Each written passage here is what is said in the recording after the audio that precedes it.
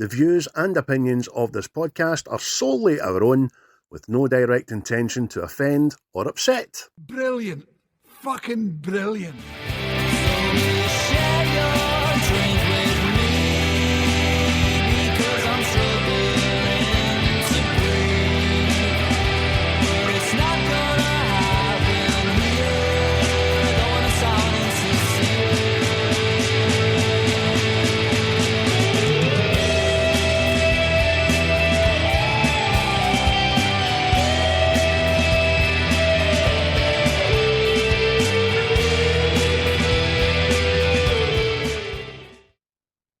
Well, hello and welcome back, everybody, to What's the Script? I am Chris, and again, I am joined today with Craig. Craig, how are we, sir? I am dangerously well, and for people that are loyal to the pod, you'll probably hear and see a wee bit of a difference for me because my laptop's down. It's down, man. So I'm on my tablet. Yeah. But we'll get there. We'll get through it. How are you, mate? You all right? I'm no bad. As you can see, my laptop is still here. I've just got a mad image of your laptop fucking doing the thing and see when Elias gets ditched in Platoon, just getting shot like that. Aye. Well, as I say to you, it's not the actual laptop, it's my power cord. I've left it at my last gig. That's the only place I left it, so I wasn't going to get through a full podcast on the battery because our humour, wit, and in-depth analysis just drains batteries, you know what I mean? There's all sex appeal, you know what I mean? All the pixels. So many pixels. Again, shout out to Quaint. Tip the hat again for my tunes there, my re-intro. Still no release shows to my knowledge, so need to get that sorted. Aye, if you're arse, boys. Aye, because it's a new year. It's a new year to gig. Get out there, get the tunes played, get the people on the feet. And again, thanks to Tim at Native Origins, as many people know by now that the pals of the show there. It has launched. I don't know if it's live, but it's definitely this month. He's running out of January. He's running out of January days, so it can't be far away. What about the day? About the 19th, the 20th or something? 20th? The 20th. Oh, it's a long month. It's a long month, this. Aye. It's almost as if there's like 30 odd days in it, you know. But aye. But as soon as that, if it's not live, it will be live. And when it's live, get yourself some clobber. Because Craig is already he's already got a hoodie there. And I'm pimping it right out, man. A hoodie and a t-shirt. Oh, and a t-shirt. Don't get me wrong, I did get a feel of his hoodie. And it's quality clobber there, know what I mean? Even though he was at the room, but I did feel his hoodie. Oh, you must have, I was going to say, you must have done that on the sneaky. I'm like, when did he touch me when I had this on? What by me? And I'm just in the shadows, just.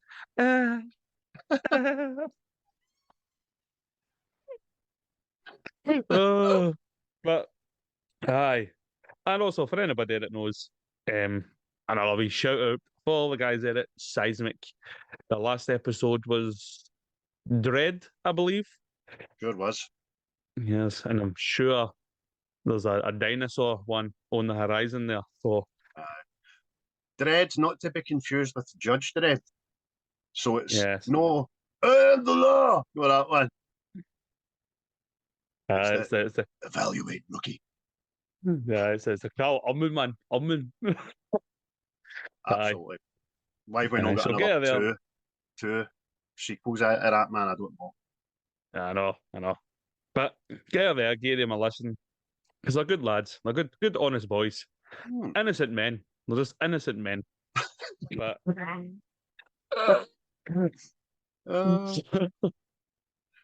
today normal men. Doesn't get old. But today, as anybody knows, if you listened last week, we will be doing Unbreakable. But before we go to Unbreakable, unlike a good biscuit, what have you watched recently, Craig? There's a question. Let me get back to the other wee folder now. Movies watched. There was no Skyrocket in the Night, but there was Ocular Delights, you know what I'm saying?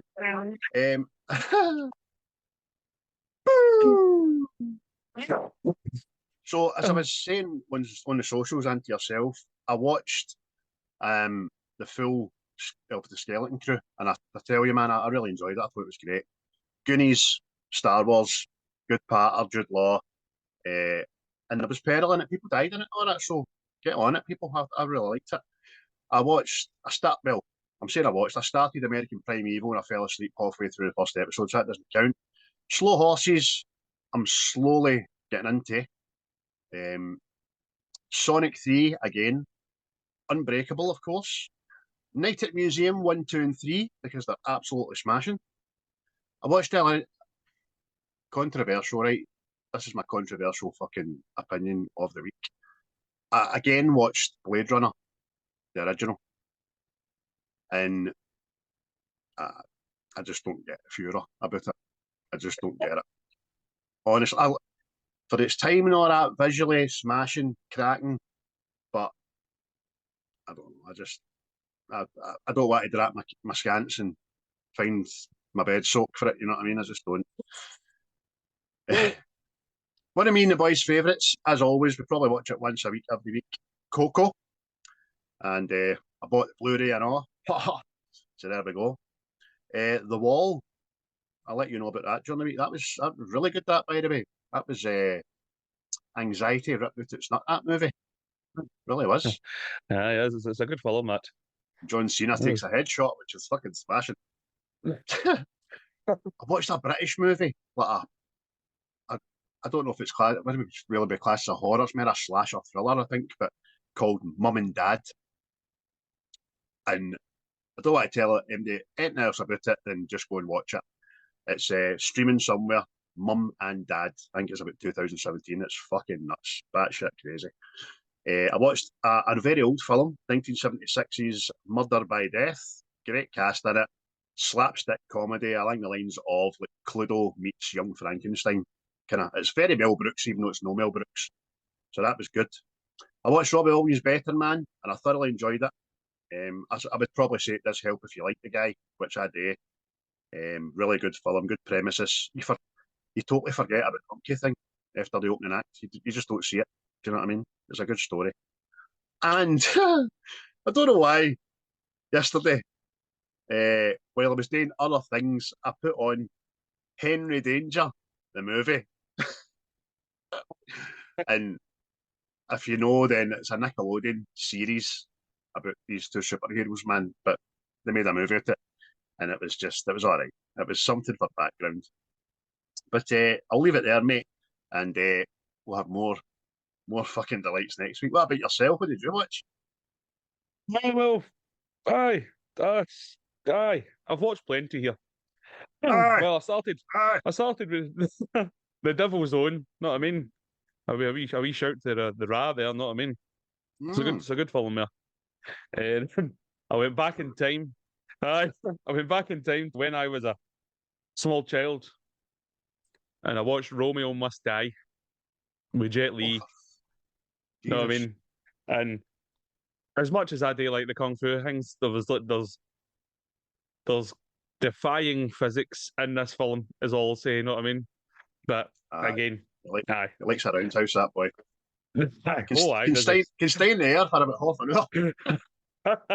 Mate, there's actually a bit where he like gets up in the air and he kicks one guy, and before gravity has pulled him to the deck, he spins in the air and kicks the other guy. I'm like, oh, fucking get him, Jet, get him. So I got a putty up after shooting a guy from the afterlife. That's what happened there. I watched Bank of Dave 2. It's a nice wee film, wee feel good film, true story and all that. So, I mean, there's also the Bank of Dave. So you need to go back. The both of them are on Netflix, but aye, nice wee feel good films. And it's the little man getting the big bad guy. You know what I mean? He's the guy that invents his own bank, isn't he? In England to help the community. Right.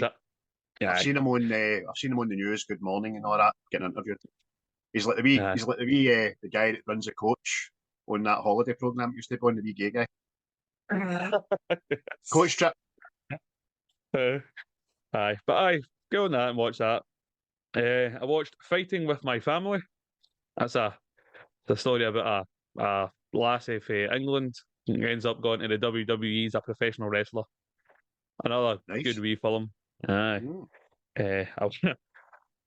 Things were getting too positive in life, so I watched The Day After Tomorrow. I was like, just need to get in there and make sure. Just remember, you're all going to die. The planet's coming for you someday.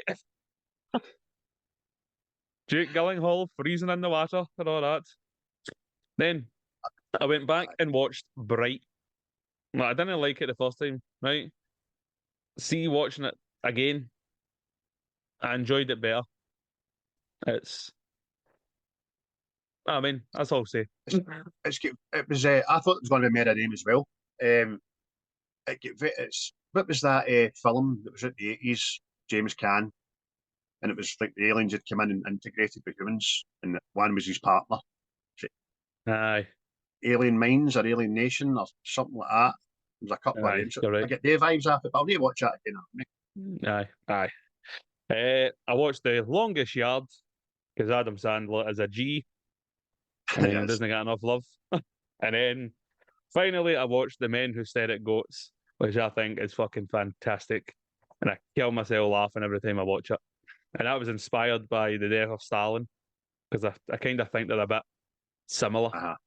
But the thinking man's comedy. But that was my recent watches, and I hope you've enjoyed that rundown. Yours was quite beefy this time, Craig. It was quite beefy. Was right. It was quite beefy. I watched it was a beefy bacon, no mistake. A lot of DreamWorks and Pixar in there because watching with the boys and all that. But I enjoyed them anyway. The day I might be watching Brother Bear. I might have watched it last time. You said that to watch that Brother Bear. I don't know about it. I've still not seen Moana 1 or 2. I've seen that, but it's Lilo and Stitch. I don't think I've ever seen that. Aye, but they're doing a live action film, don't they? Plus the second one's it. Everything's getting turned into a live action, mate. It's pish. Because Stitch and that's getting done on honour. Leave it alone. They're cartoons for a fucking reason. Exactly. But never mind all that. We're going to the film we're doing today, and it is Unbreakable. But before we even get into Unbreakable, which came out in 2000, which was a smashing year. What else happened in 2000, Craig?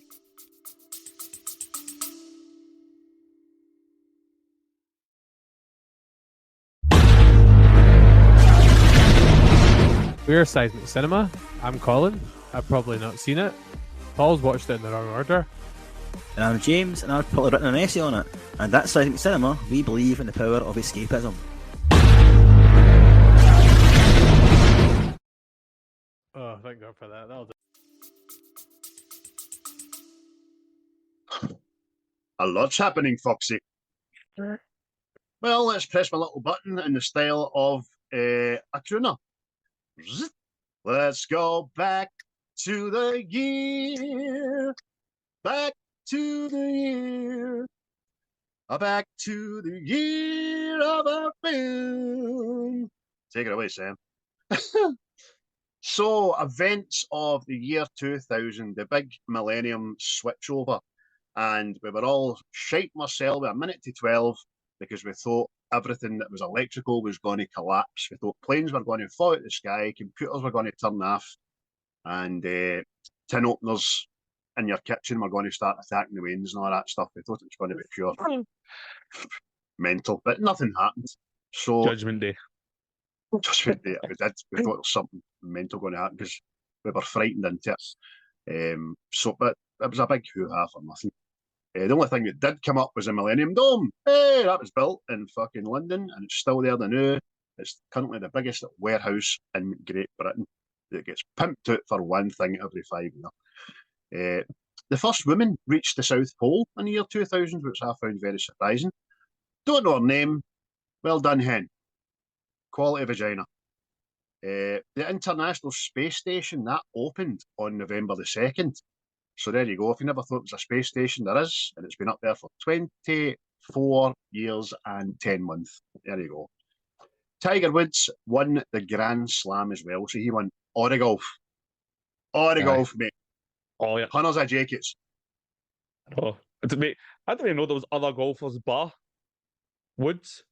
Aye, no in that time frame, man.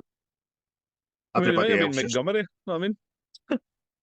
Ernie Els and all that. I think they just all turned up to fight for best of the rest, man, because Woods was just, he was like a programmed fucking machine back then. Yeah. And then he started dipping his wick into other people's wives and stuff, and his wife found out he lost all his powers, which was mental. Right. He had a bigger contract than Michael Jordan for Nike. You know what I mean? That just tells you what he done for golf. But there you go. Anyway, I digress. You could have went to the movie theatre in 2000 and saw an absolute array of ocular delights, as we've just been discussing. One, which is one of our favouriteest films of the whole damn planet ever. We've done it on this podcast a wee while back, was Gladiator, which took all the Oscars and starring prime Russell Crowe. Another good wee feel-good movie was Road Trip. It was a good laugh. Always like watching that now and again.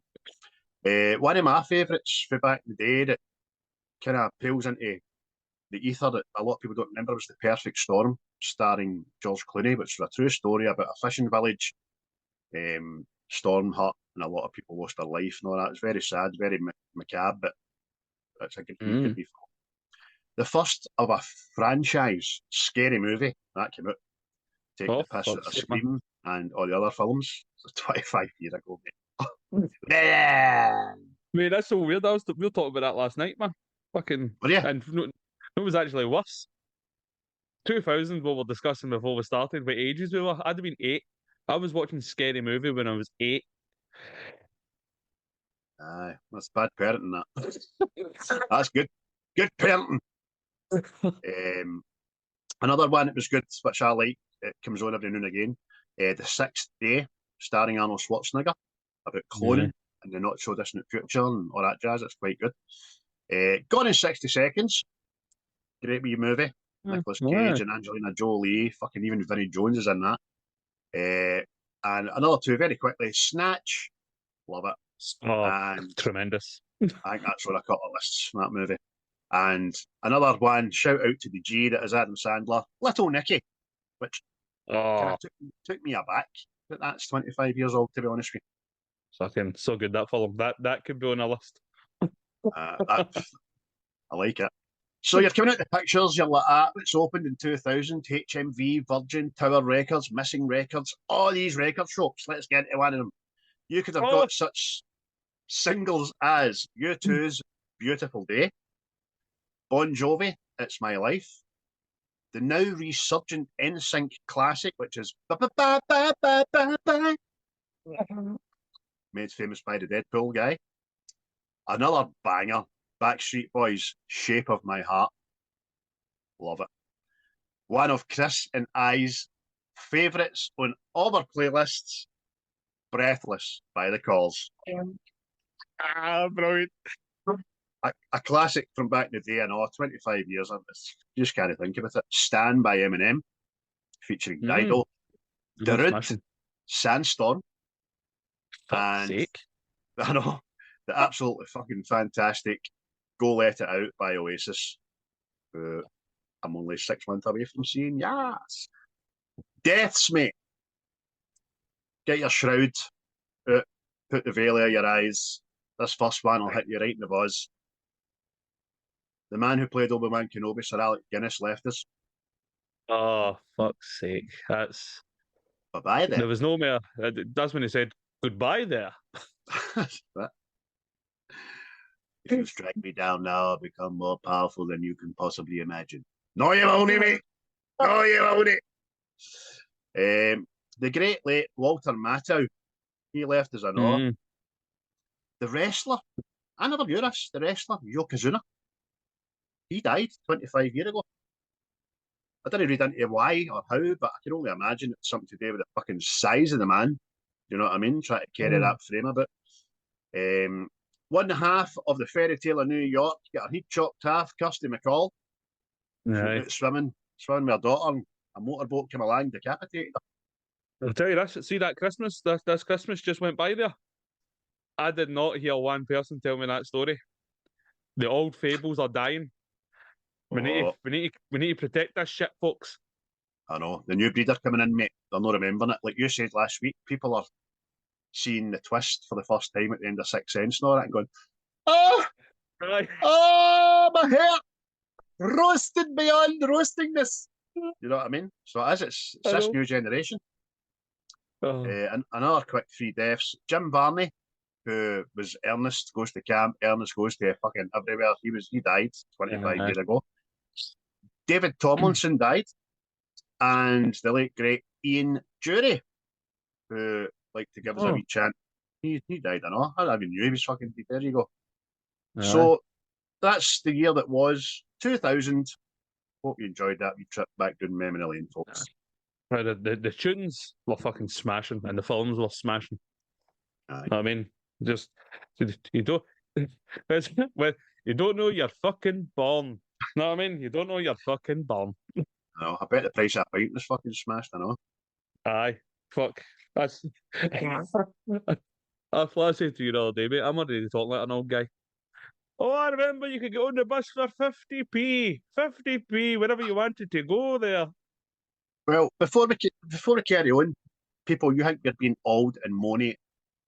Shut your fucking mouth, right? I went to Edinburgh on Saturday with a couple of pals to see Clydebank playing Hibernian, yada yada by the by. This is the price of drink in Edinburgh. A Witherspoon's, right? A fucking spoon's, the cheapest pub of the cheap. A pint of cider, a pint of lager, and a Jim Beam and Coke for me, 19 quid. 19 fucking quid for 2 pints and a half. After the football, we went to a place called Willis's, and we get 3 halves. A Jim Beam for me, a vodka for Alan, and a Southern Comfort for Gordy. £25.40 for 3 halves. That's fucking wild. It's wild, I was man. looking at my cards transactions this morning and get the fear ripping fucking right out of me. So it was no wonder when we get the train home, got back to Glasgow, well, just going up the road, but I was in my house for fucking back of 9, in my bed for about 10. That's the price of drink in 2025 in our nation's capital. Disgusting, man. Aye. We're away up the road to apply for a crisis loan there.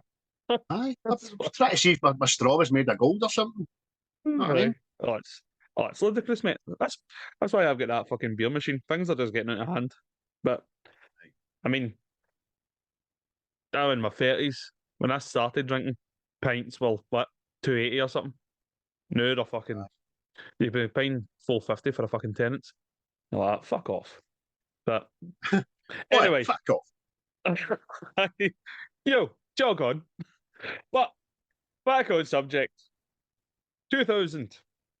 Many films come out, but this film also came out this year, and it is Unbreakable. Directed and written by M. Night Shyamalan, who at this time it was got to be the next Spielberg. It was quite the darling. You know what I mean? According to the internet, the budget for this was 75 million, and it brought in a smashing sum of 248 million. So that's cha-ching, as they say. But Right, that is. the cast, mate, who's in the cast? Give the cast. Well, one of my top 3 actors of all time, just for no other reason, he's no thespian, but I just love him. Bruce Willis, who probably won't be with us much longer, sadly. The fantastic Samuel Jackson, Robin Wright Penn, who was that cow Jenny. M. Night Shyamalan, dun dun dun, Shyamalan in the morning. He was in it and all because he likes to play a wee cameo in his films, doesn't he? Aye. And the only other one I put in was obviously young Lucius, who was Spencer Treat Clark. So he had two of the biggest films that year. You know what I mean? Yeah, definitely, mate. It's M. Night Shyamalan. It's a controversial. Well, I wouldn't say controversial, but people either like him or they don't. Know what I mean? See his films. I, for one, enjoy majority of them. Know what I mean? I dare say Signs is his best one, but that's just my opinion. But this was smashing this film. You know what I mean? Was give a quick synopsis of the movie, Craig. I know how you like this. Quick synopsis. David, a security guard, survives a fatal brain accident. A fatal train accident, only to be tracked down by a man named Elijah Price, who claims that David is blessed with his superhuman abilities. And that's basically it. Sure. There's lots more that get divulged and come out in the wash throughout the watching of the film, but that's basically it, mate. And what was I going to say? You talked about M. Night Shyamalan. I'm exactly the same as you. I think Signs is his best one. This is a close second. And I think for the majority of films that he's done, he's hit home runs for 3 out of 4. Do you know what I mean? He's done some pretty nasty ones there, but everything else seems to just hit. Because this got a 7.3 on IMDb and a 70 on Rotten Tomatoes. So that kind of passable. Definitely passable. That's definitely up there. I mean, the movie company, well, I think it's Disney in this case, they didn't want to advertise this as a superhero film because I think the last one that was made was Batman and Robin, and I think that kind of shat the bed as far as superhero things was concerned. Know what I mean? So they actually shat it. You have to fling the fucking mattress out after it. Aye. So they actually kind of promoted this as a mystery thriller. Know what I mean? As was M. Night Shyamalan's niche. Know what I mean? But I mean, the first time I watched this, right, I didn't really appreciate it. No, But see, I was obviously the older as you go, I was like, oh, here, this is well done. This, know what I mean? Because I would say maybe say, although it's a superhero film, it's no superhero outfits and fucking punching each other through buildings and all that stuff. Know what I mean? But it's I'd say it's the more grounded and realistic superhero thing I've done. I agree with you. In fact, like that exactly like you, by the way, because I seen this back in 2000. I went to pictures to see this, and I think I didn't appreciate it because I was young and I was expecting a wee bit more superhero stuff to happen, and it didn't. It was more about spirituality and faith and powers, and I wouldn't even call it a superhero movie. I just call it a hero movie, and a plush comic book because it stems from Elijah Price's like warped sense of comic books are life. You know what I mean? But it's amazing, mate. It's a great film. Everybody, it's got a wee cast in it, and they're all great. Aye. Everybody plays a part. Terrific. You know what I mean? It's a like you say, a small cast, but everybody, it all works well. You know what I mean? Everybody gets the right amount of screen time. You know what I mean? Because it's like with these films, like not only are you getting the hero's kind of origin story, but you're also getting like Mr. Glass's origin story. You know what I mean? So it's like you're getting the villain and the good guy, without it being the big climactic fucking good versus the evil fighting in capes and all that stuff. You know what I mean? But it's just the way it's grounded and all that, mate. It's smashing. You know what I mean? But even like Glass himself, like kind of talks about how he believes that superheroes are like things that people witnessed back in the day. You know what I mean? And the idea that it's been warped. So it's smart in that kind of way. You know what I mean? Instead of very, very smart because you look for the outside looking in and think his logic is just batshit crazy. However, at the end of the film, he is proved right by everything that he surmised, everything he believed in. we find out he went to the extremist of lengths to prove it, which wasn't fucking right. You know what I mean? But Samuel Jackson's deliverance in the performance of Elijah in this, you just shut up and listen to the guy, didn't you? Every time he opens his mouth, you're just soaked in. Do you know what I mean? Brilliant. Yep. He's absolutely brilliant. And he had a lot of sway in this film, and also he did, Samuel Jackson. I mean, Shyamalan said that he always had Bruce Willis and Samuel Jackson in mind for the two main parts. But wee things like the glass cane, Samuel Jackson said, "Why don't we make my cane out of glass?" That was his idea. Do you know what I mean? Just a wee thing. Brilliant. Brilliant, man. It's like you say, I think it's the fourth film that Bruce Willis and Samuel Jackson are in together. You know what I mean? So sort of this Die Hard, Pulp Fiction. I think the other one is that Loaded Weapon or something like that. Aye, right enough. Aye. They were in a few together, but there you go. Just shows you. Aye. But I'm going to ask you this anyway. Let's do that. Why you ask you this? I'm going to ask you.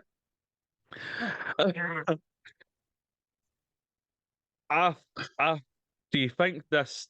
Do you think this film lends heavily from Superman's story?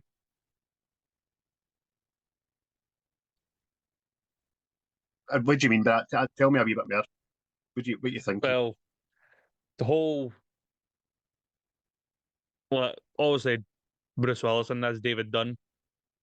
He's unbreakable. Know what I mean? He's a hero. He's a superhero. He can tell who's good and bad, all that stuff, and not so much his arch nemesis as like a overpowered bad guy, but an evil genius, much like Lex Luthor. Know what I mean? Manipulative. Plus the whole thing, David Dunn's kind of shied away from his destiny and all that because his wife. Know what I mean? Aye. Just I can see it. Definitely see it. There's definitely parallels that kind of lend to that. Aye, definitely. Because I mean, a lot of people don't know a lot of Superman canon, right? But the guys, the comics and stuff like that. Smallville kind of lends to it a wee bit because for the longest time, Lex and Clark are friends. Do you know what I mean? And then over a course of time, they can't be friends anymore. They just can't be, even though Lex kind of offered his hands over the years, and Clark treats him as a pal, but then Lex starts doing some dodgy shit. So this is kind of the same because Elijah, she even says at the end, it says, become friends like we are. Do you know what I mean? But David's obviously we can't be friends, mate. We just can't because you've done terrible things, man. Aye. And that's what I mean. It's like the whole, like again, Elijah going, you're the protector sort of thing. This is why you wake up and there's a bit of sadness out there in you because you're not doing what you're supposed to be doing. See that? Watching this yesterday, that's the first time I fucking even clicked onto that. I never noticed that before. But I was like, boom. Aye, David's suppressing who he really is, and it's affecting him mentally and physically because he feels sad all the time because he's not using his powers for good. So he's feeling bad about it subconsciously. Probably doesn't even know that. And Elijah knows it. And I was like, Jesus. Just that wee line is when you woke up this morning, was the sadness still in you? And he says, no. I was like, oh, that's about right. That's about right. Oh, help me, Bob. Help me. That's how I'm doing comparisons. Just because I imagine that's the same thing like Superman gets. If he's not using his powers for good, what the fuck's he doing? Know what I mean? And he's trying to balance being the hero, having his wife, all that shit. Even even the weakness. He's got a weakness. Know what I mean? Water's his kryptonite sort of thing, right? Even that. But that again lends me to another question, right? And I couldn't find anything about it, right? But do you think something happened to M. Night Shyamalan and water?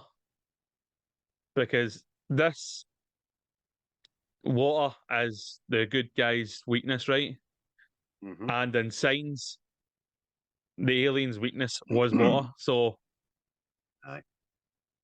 I mean, Aye, anybody no. listening, if you know, let us know, because it's a thing with water. I don't know what it is. Good. That's a good spot, mate. That's two films, and I dare say, if you look a wee bit more into it, probably find another couple of comparisons. But maybe he drowns a boy, nearly drowns a boy, or something like that. But that's a great fucking show. I'm going to look that up now after this because I'm curious now.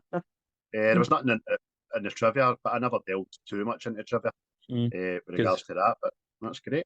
uh-huh. But it's, again, smart writing and all that. I know I was saying that the hero and this bad guy, they don't have outfits like you would in Marvel and all that stuff. But the fact that what effectively ends up David's superhero outfit is a waterproof hoodie. You know what I mean? And it's just Aye, they don't have. They don't go to the wee woman at Incredibles. Hello, darling. I make your costume, darling. Don't go to her and get fucking fitted. But at the end of the day, the kind of day, because Elijah looks like a villain. aye. He's not kept that hair at all, and I was thinking of something dead stupid because he's got brittle bones and all that. I Aye. wonder if it's sore to shave his hair, and that's how he keeps it fucking long. Do you know what I mean? I don't know.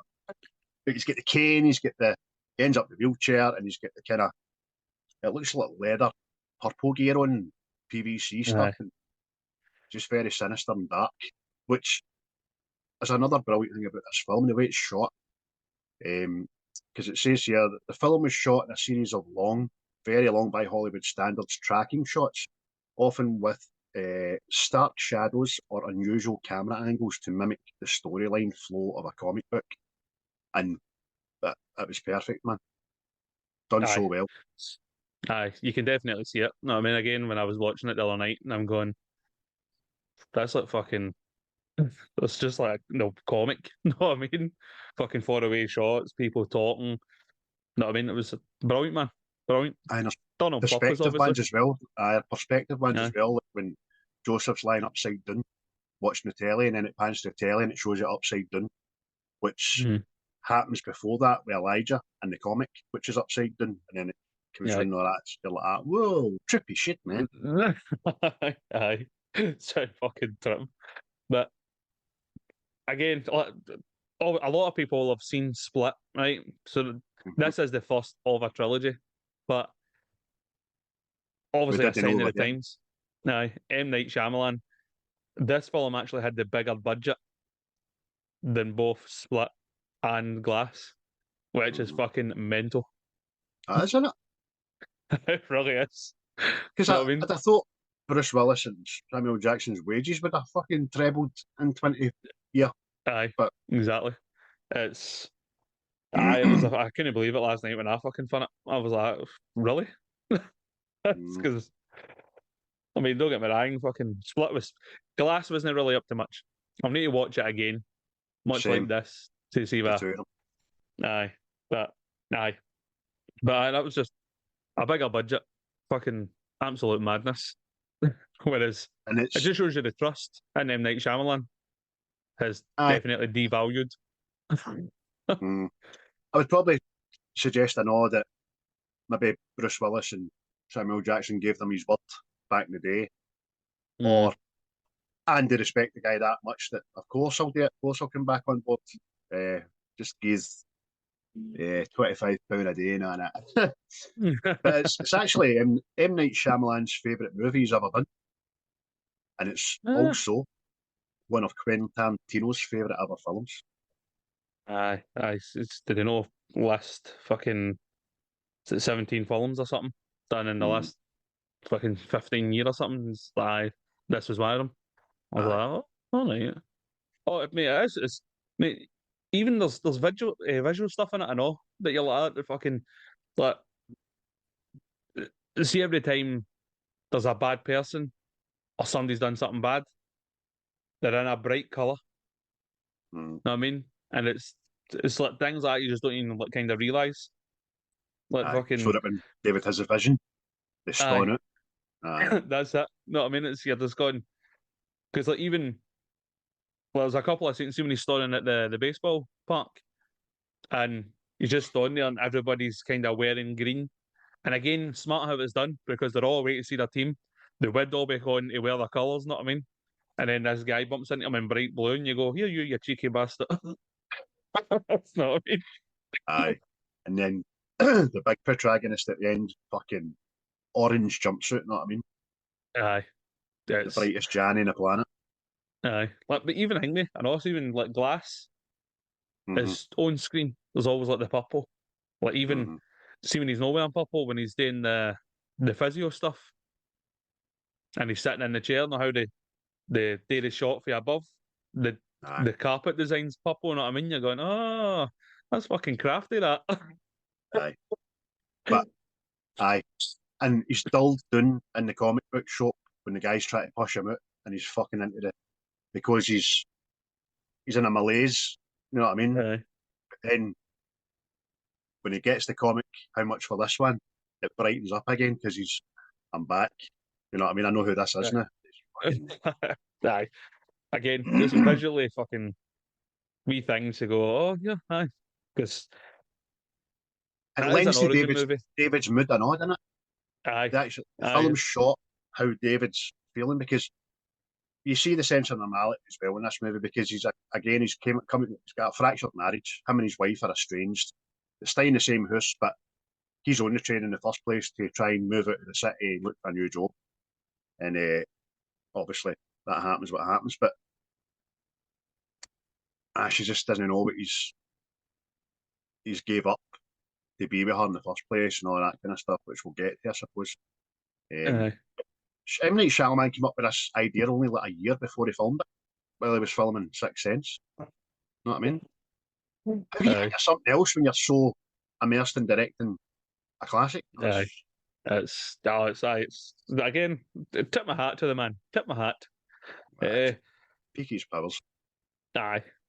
Like you were saying, like it's very realistic. No, see just the slow, gradual realization.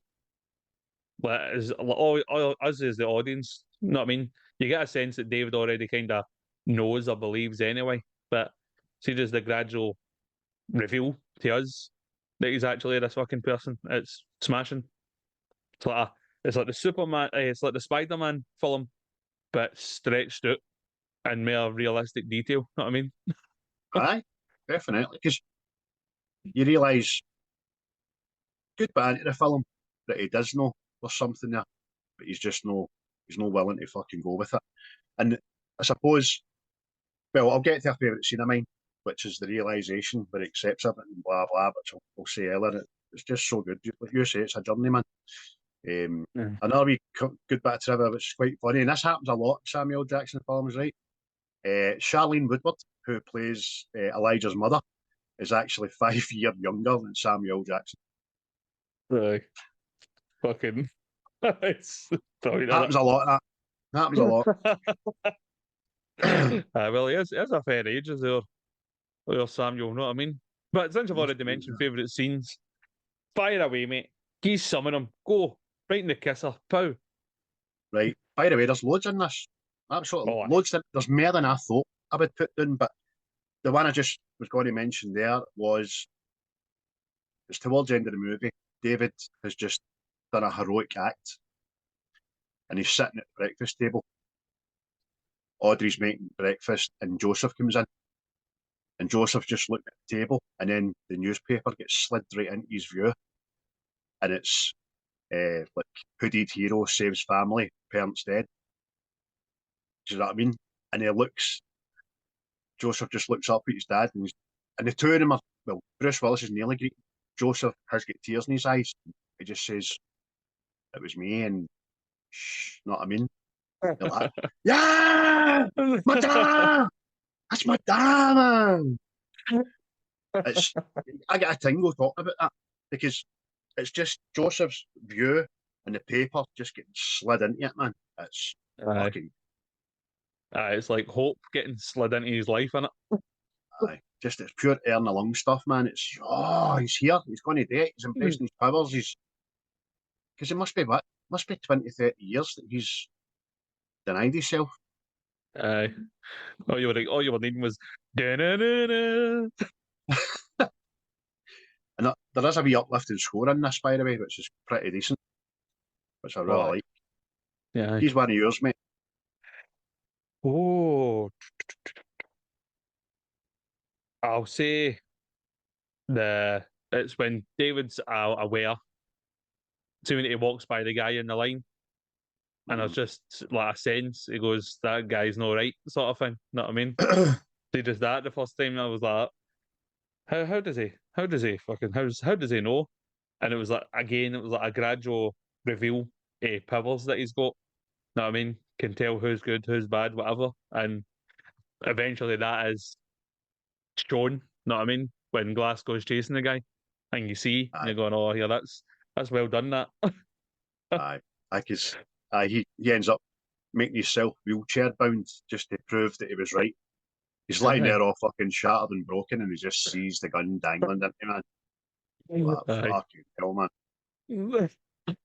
And again, it's smart in the sense of, well, obviously other superheroes they just go battling because the bad guys go to be fucking blowing up buildings and all that. Know what I mean? Whereas this is more subtle, and it's a thing going. That's a superpower. He can tell who's up to no good, and it's just that it's brilliant, man. Just that wee review. I'll say one. The the opening, the opening of this film is the birth of Elijah, and that it's very gets you right in, right for the start, because this wee baby's been born. The doctor comes in to make sure everything's all right. The mother's saying, "Should he be crying like this?" And then the doctor, you see his face. He used to be quite a prominent British actor. Him, he was in a lot of shit.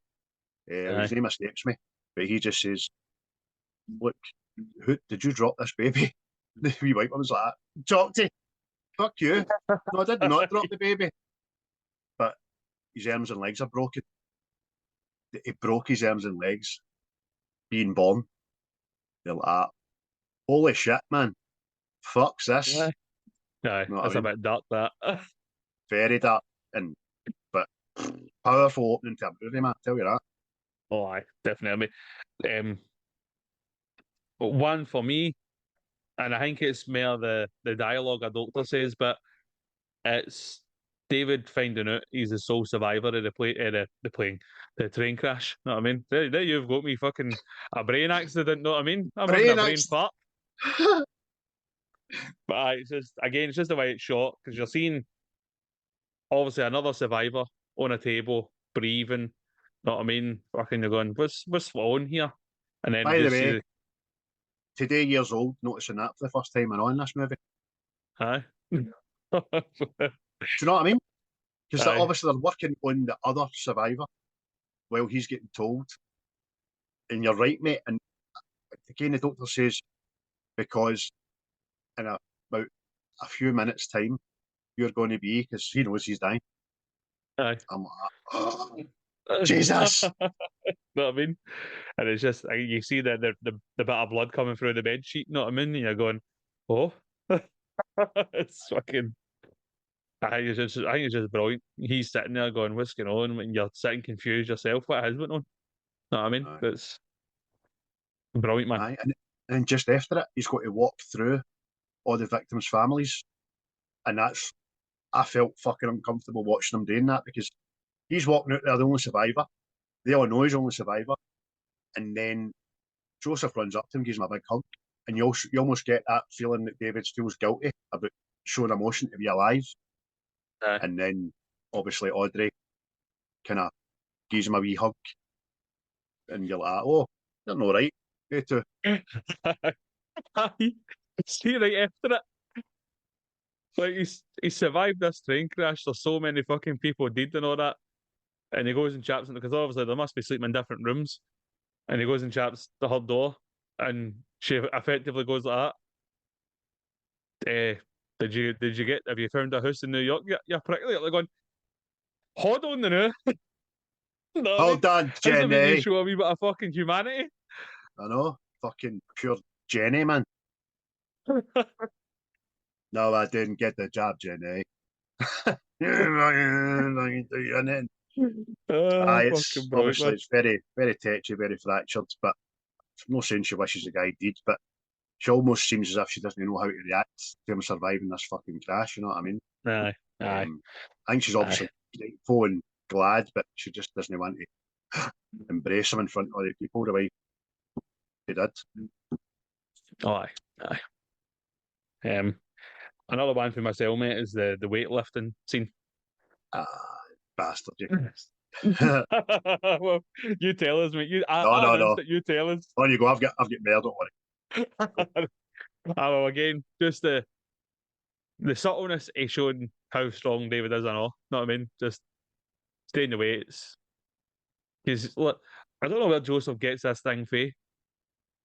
He thinks he's a superhero, know what I mean? And it's just, but he adds extra weight onto the bar without telling his dad all that, and it's like, right, all right, I'll take it off, okay. And he's actually added more on, and then that piques fucking David's curiosity and all that. What else have we got? It's just again, well done, man. Know what I mean? Two things about that scene, right, or that act, whatever you want to call it. How's David no noticing what the fuck he's putting on the weight bars? Do you know what I mean? It's just, right, go. But that's just a touchy thing, right? But you said there, where does Joseph get it from? I think it lends to the fact that Joseph and Elijah think the same way. Elijah's still got a brain of a child from a comic book perspective, and I think Joseph's working it that way or not. My dad's only survived a train crash. He must be strong. Let's check it out, man. And you're right, mate. It's proven right. So, lifts 250 pounds. Says that's the most he's ever lifted. Put on some more. Well, he says he's going to take off something, and he puts on more, doesn't he? And then at the end, they run out of weights, and he's got tins of paint and all that hanging for it. Fucking It's again, well, like I say, mate, just intelligent writing. Instead of the fucking what?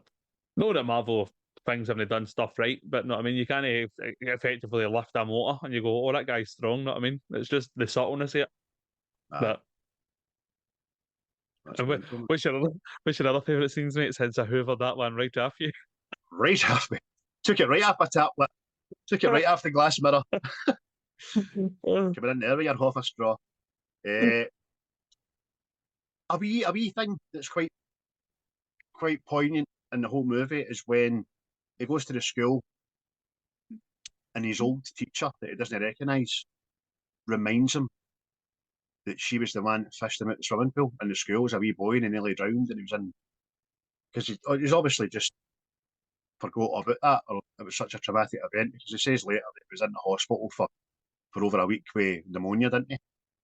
Yeah. But she's like, aye, you were that wee boy lying at the bottom of the pool, no breathing for 5 minutes. And he's like, what, whoa, what the fuck? That's just a powerful scene and all.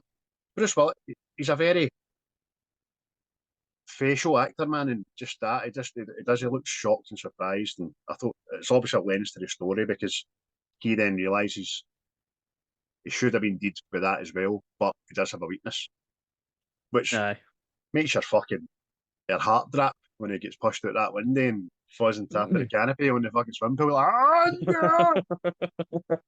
I like that, mate. Aye, fucking.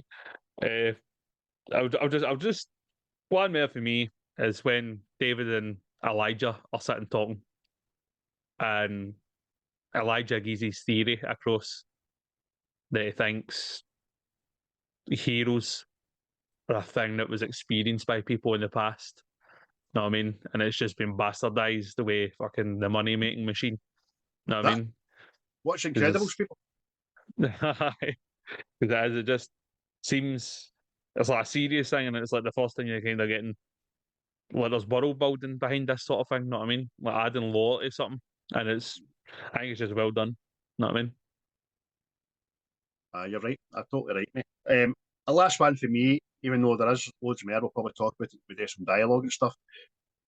David visits the train wreck, breaks into the place and looking about. Obviously sees where he was sitting and how the fuck did they survive this, and it instantly takes him back to the car crash with him and Audrey that we've heard about throughout the film but we've never seen.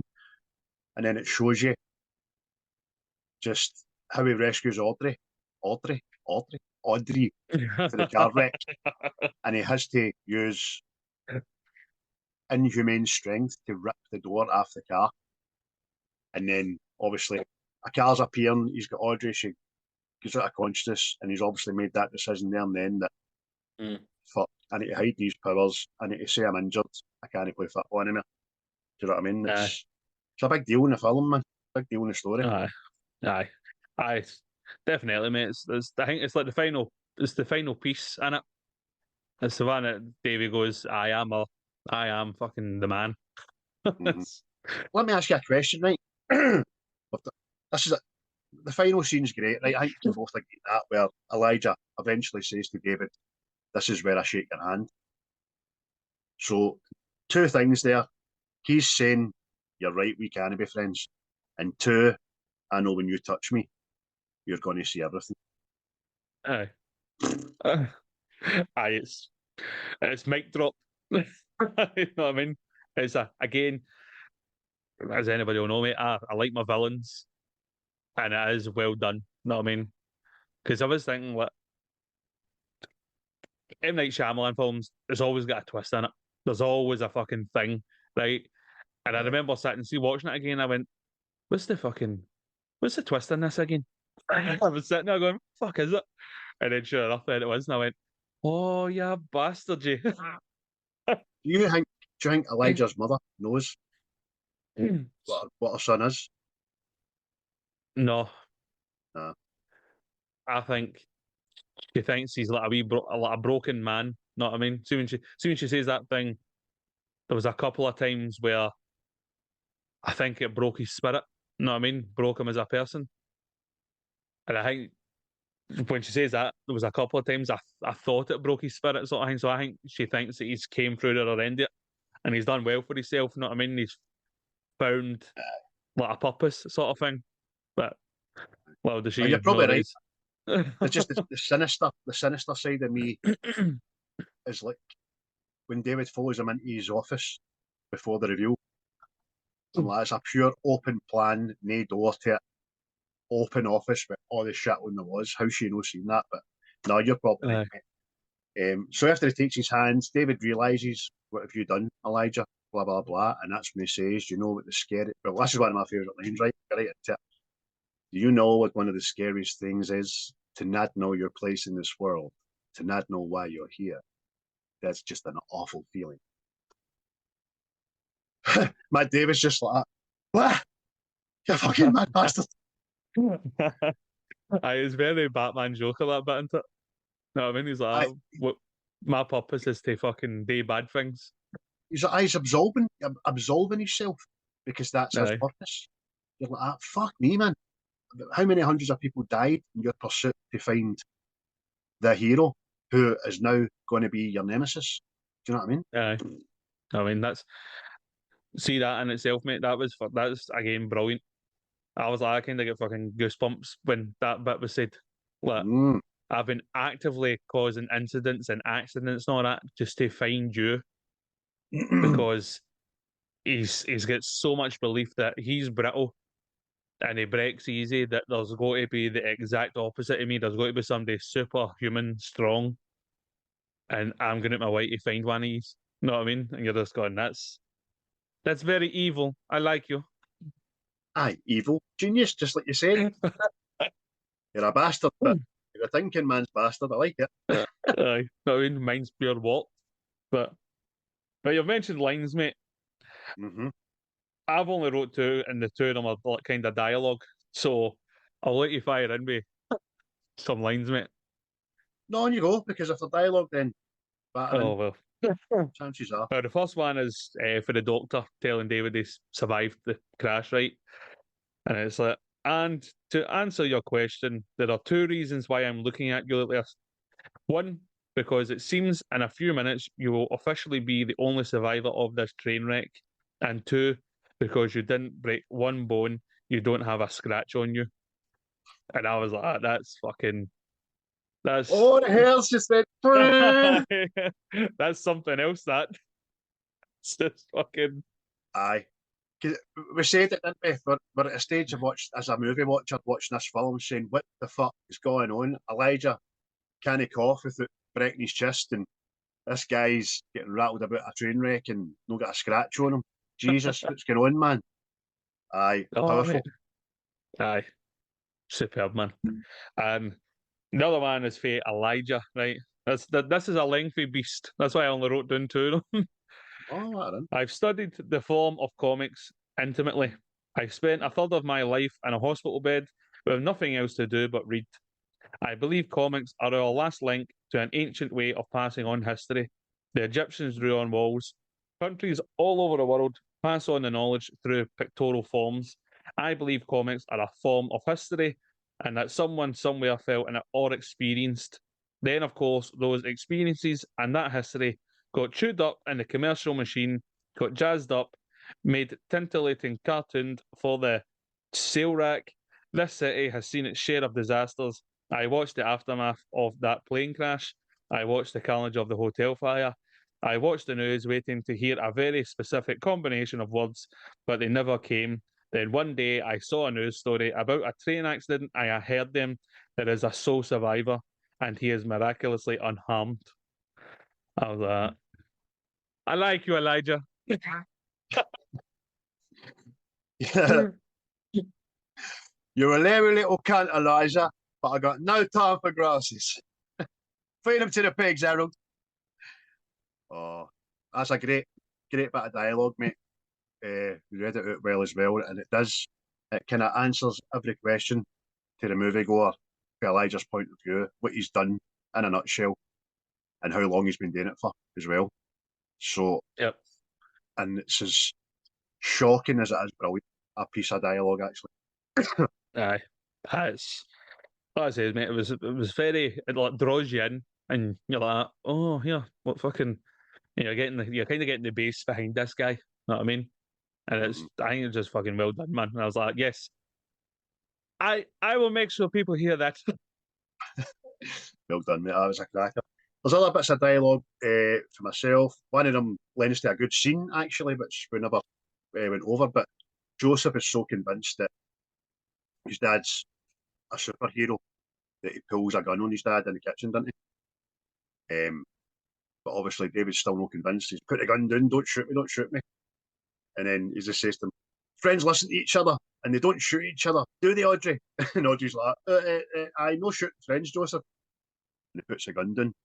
And they're all sitting in the flare, and you're like, fucking hell. I need to pause this and go for a fucking cup of tea, man. That's a powerful scene. I'm away for a brandy. Yeah, by the way, I actually meant to say that to you as well. That actually happened to the original actor that played Superman.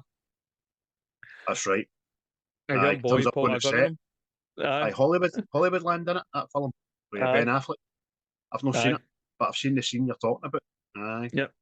But he's Fucking- like, the only way he could convince this young boy not to shoot him was, the bullets will deflect me, but they might hit other people. That's like, Which Bruce Willis says, but doesn't he say hit other people? He says, that'll just bounce right off me. Fucking hell, man. There's a correct me one-liner for the comic book guy where he's shouting at Elijah, hey, you better not be back there jerking off the Japanese comics, I swear to God. The fact he said that means it's happened before. Exactly. Now, Joseph has been a wee bit a pain in the ass in this film, but he's just wanting to prove that his dad is a fucking superhero. He says, I thought maybe because you're my dad, I thought I might be like you, but I'm not like you. And David just says, you're like me. We can both get hurt, and I'm just an ordinary man. But Joseph just says, no, you're no. Why do you keep saying that? Petulance. You know what I mean? Aye. But even David says to Elijah, he says, you killed all those people. And Elijah's rationale for it is, but I found you. So many sacrifices just to find you. Oh. Oh, Elijah. That's what I'm talking about, mate. It's fucking, I like We my need to bad chat. guys, mate. You know what I mean? But listen, I don't care what's happened. I got what I wanted. You know what I mean? It's no long before that, mate, that you think Elijah almost appears like, pardon the pun, David's man in the chair. Do you know what I mean? Aye. His instructor, he's telling him what to do because David phones him and says, "Look, I've never been sick, I've never been injured. What do I do now? Tell me." And Elijah says, go to a place where people are. You won't have to wait very long. So he's like a mentor then. And then only 10 Aye. minutes later, he's the baddest bastard in the whole damn world. Aye. It's fucking, like you say, mate, brilliant, man. Just brilliant. So good. Such a good film. Eh, Anything else? any other lines? No, you name your lines? No. I wrote some more down, but I'll leave it there. I've got a couple of ones that the same as yours. No, I'll leave the lines Aye. there, mate. Aye. No, just I know I've already spoke about it, like the big reveal that Elijah is the baddie that's killed people and all that. And it is the twist in the M. Night Shyamalan film. But just I never seen it coming. See, the first time, I just never seen it coming. Like, he's just fucking doing bad, evil genius things. Know what I mean? And it was just so well done. Know what I mean? Like, It's been the visions David gets when he touches the bad people. I mean, people pass by him and touch him, and he gets nothing because they're good. But if you're a baddie, you can see shit. And when you see Elijah sitting at that airport terminal, and like you said again, he's the one wearing the purple. Everybody else is kind of dim and grey, and they're all reacting to these explosion noises. You don't see it, so you just hear it, and you see people's terror, and him just sitting, and then casually getting up, walking away. You're like, you fucking, and the same walking off the train, and you're like, oh Jesus, man, this guy's a bastard. aye. No, it was just a very. I mean, even see the act itself, like when he says, "I think it's time we shake hands," and it's just like, he's went, "Aye, we've got our hero now, time to reveal the villain," and you're just fucking it's brilliant, man. It's a pure bad guy move, and it. So is it Elijah your favourite character in this? Oh, I'd say so. Aye, so he does the fucking. I mean, because you're like, you feel sorry for him. You feel sorry for him, and you're like, "Oh, this Which is guy's funny a because great you guy." sometimes don't like that aspect, that Aye, playing to aye, and it's the like, heartstrings with the villain kind of thing. But aye, but this is effectively, different but see gravy. the way this is done this way, it's like it's created kind of like a logic to it. Know what I mean?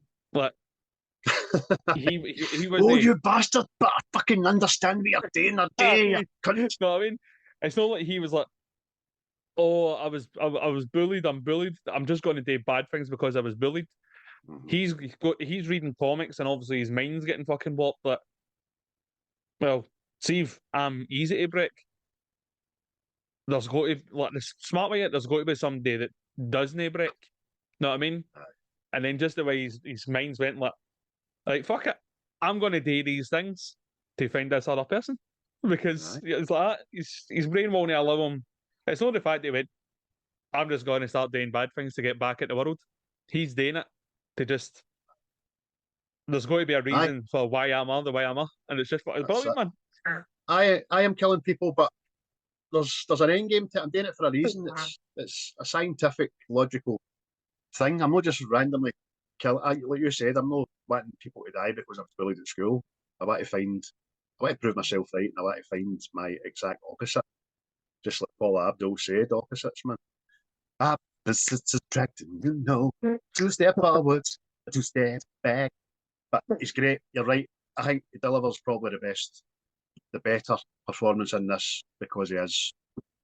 But again, it's a lot to do with the right. M. Night Shyamalan's wrote his part fucking tremendously. My favourite, and it's just David, but that's only preference for Bruce Willis because he's just a big, if no bigger, arc in the film than Elijah because he's got to come full circle. He's obviously realised when he was young in that car crash playing for, no getting injured, that I seem to be all right here, that's nothing happened to me. But he gives it all up for her, suppresses it, and then as you say, he gets sick with his own sadness. Aye. That's what it's the whole the whole fucking again hero thing, like Spider-Man 2. Mm. Peter Storm's believing, loses his powers and all that shit. My back. You know what I mean? You're right, mate. And it's just again the whole self-sacrifice thing. You know what I mean? I'm not doing this because I want this woman in my life, fucking effectively to the point it's destroying the guy. You know what I mean? But because he's sick with his own sadness, trying to do the right thing, it's ultimately killing what he sacrificed it for, which is his marriage and his family. Do you know what I mean? Aye. So it just makes that it's scene. got layers. It's like an onion. Aye, so it just makes that scene with the newspaper at the kitchen table, and that line for Elijah when you woke up this morning was the sadness gone. Aye. Aye. Aye. Because see that I was thinking about this today. I think Hancock borrows a lot for this film. Mm-hmm. Aye. Aye. It's, he suppresses his shit with alcohol, but aye, I know what I mean. But it's like this whole thing that these people exist through time and all that. Know what I mean? And fucking, I think it just borrows it. the good thing I like about these kind of movies is the realization that just because you've got a superhuman ability or power or whatever, doesn't mean to say your mind's superhuman. Doesn't mean to say your mind is all righteous or Superman, right? You can't be truth, justice, American way. Sometimes you get a Hancock that's fuck this shit. I can't be bothered saving you an ass anymore. I want to get fucked up. You know what I mean? Why'd you always shout me? I want a day off. Because there's a humanity about that. You know what I mean? Mm. I think I'll be watching Hancock today or not. That's Brother Bear and Hancock. Well, Eric and Charlene Theron in it, let me tell you. I'm all over it. The Dior advert on repeat. My wee South African honey, yeah.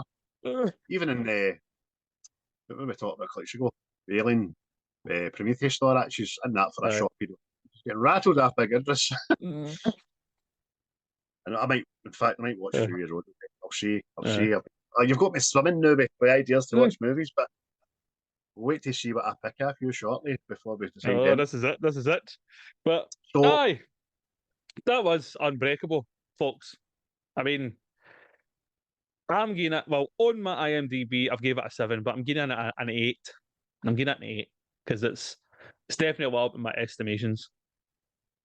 I done the same as you, mate. I had it on 7 at IMDb because I totally unappreciated it, and I haven't seen this film in about maybe 15 years, give or take, and I bumped it right up to an 8, and I stopped myself at 8.9, but an 8 will stay just now.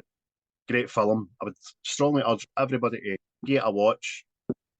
Don't expect them to stick a cape on and start fucking flying about and all that, but it's just it's a mature, gritty, raw, real movie. With more twists and turns than Tommy Burns. Oh, no bad come for a Rangers fan. Tommy Burns got a shout out. No bad come for a Blue Nose. Huh?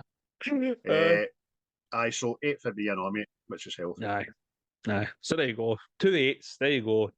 2 fat ladies, as the bingo says. But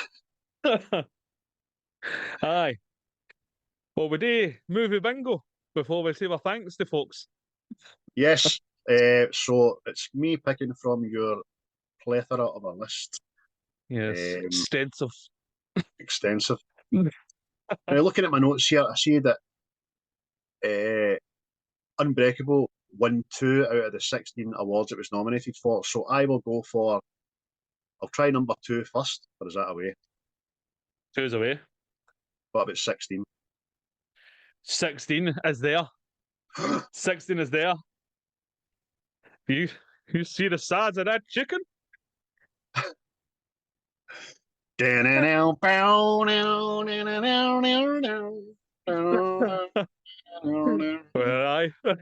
if you don't know, you'll know now. As the Western Young Guns. Magic. Emilio Estevez, Charlie Sheen, Kiefer Sutherland, Lloyd Diamond Phillips. Fuck, I forgot he was in it. Fucking, he's a young man in that. There you go. Young Guns. Can't whack it. So quotable. Can't whack it. Oh, aye. Hunters of quotes next week. Hunters of quotes, mate. That's a good one. I'm delighted with that, actually. Delighted with that. Aye. What a cast and all. Oh, aye. Oh, aye. I've not seen it in fucking a wee while now. There you go. That could be on the watching list and all now. I will be on the CEX website just now, and I'll be looking for the Blu-ray for it. That's going to be my thing. That's going to be my thing. So I've got over 55 now, and 3 box sets, which is I'll need to calm down. So yes, can't wait, mate. Aye. Because everybody, next time we will be doing Young Guns. But before we go, just again, shout out to Seismic doing their podcast thing. Keep it up, lads. Go out there, give them a like, give them a share, give them a wee follow, give them a listen, give them feedback. Everybody likes a wee bit of feedback. We enjoy a bit of feedback, don't we? Aye, we do. Give them a wee pat the heat and off and walk by them. I like that. Well, what word has reached me that Paul is back in the editing dungeon, so you'll not see Paul. Aye, again, thanks to Quint for their tunes. What are you going to say?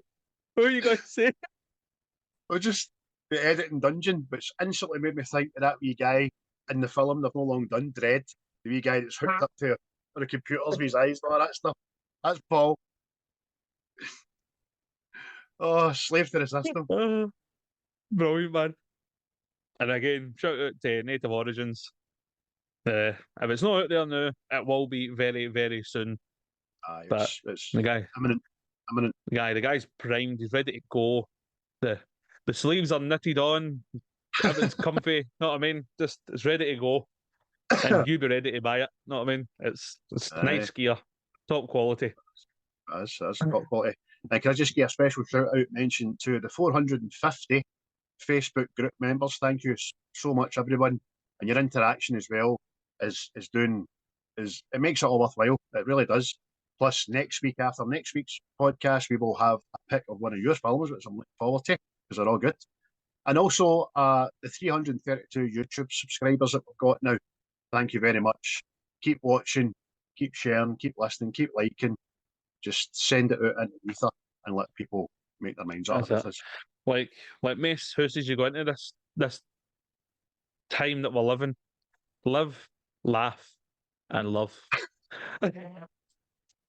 Oh, you fucking cheesy bastard that you are. I thought you were going to say times like these, learn to live again. But no, you went the home bargains ornament fucking route. You know what I mean? Yeah, dirty bastard that you are. Oh, you can't whack it. You can't whack it. If you want to watch this film and you're going to want to build yourself up to it, just put on fucking a bit of Westlife and put on Unbreakable. A great wee tune. It's not the score for this movie, but it's fucking smashed. You're out there punting all the boy bands today. I know. As long as I'm not pumping them. Well, it's a whole nother story, that. I'll go down a different path there. But, aye, that's everything for me. I hope you enjoyed yourselves. Let us know if you did enjoy yourself. And I'll see you in the other side. Definitely. And a good day from me. This will be out some point today, later in the afternoon. So enjoy, people. Thanks very much. See you later. Yes. Live, laugh, love. The views and opinions of this podcast are solely our own, with no direct intention to offend or upset. Brilliant.